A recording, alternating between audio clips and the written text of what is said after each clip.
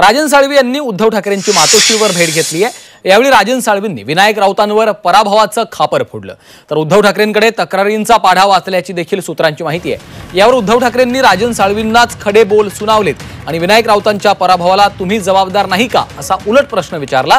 त्यावर विनायक राऊतांना 21,000चा लीड दिल्याचं राजन साळवींनी स्पष्ट केलंय। त्यामुळे मी जबाबदार कसा असा उलट प्रश्न देखील साळवींनी केल्याची माहिती आहे। कोकणातल्या निकालावरून आता मातोश्रीवर खडाजंगी झाल्याचं चित्र आपल्याला पाहायला मिळतं। राजन साळवी यांनी उद्धव ठाकरे यांची भेट घेतलेली आहे।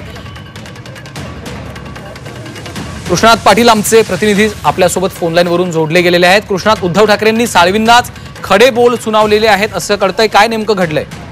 सध्या कोकणच्या निकालावरून सध्या खडाजंगी पाहायला मिळते आणि त्यामध्ये राजन साळवी यांनी आज उद्धव ठाकरे यांची भेट घेतली। यावेळी शिवसेनेचे इतर नेते उपस्थित होते, परंतु जे विनायक राऊत आहेत ते मात्र उपस्थित नव्हते आणि विनायक राऊत यांच्यावरच आरोप करण्यात आले होते।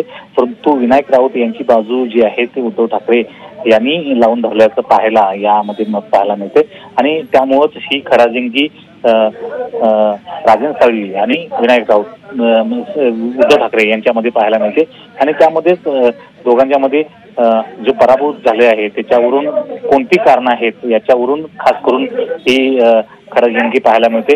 आणि सध्या राजन साळवी हे भाजपमध्ये जाण्याची चर्चा असल्यामुळं कदाचित या चर्चेला जास्त किंवा या सर्व संभाषणाला किंवा तिथल्या मातोश्रीवर चर्चेला जास्त महत्व आलेलं पाहायला मिळते आणि त्यामुळे उद्धव ठाकरे यांनी संतप्तपणे म्हणत शेवटी तुम्ही जाणार असाल तर जा अशा प्रकारची एक भावना व्यक्त केल्याची माहिती मिळते।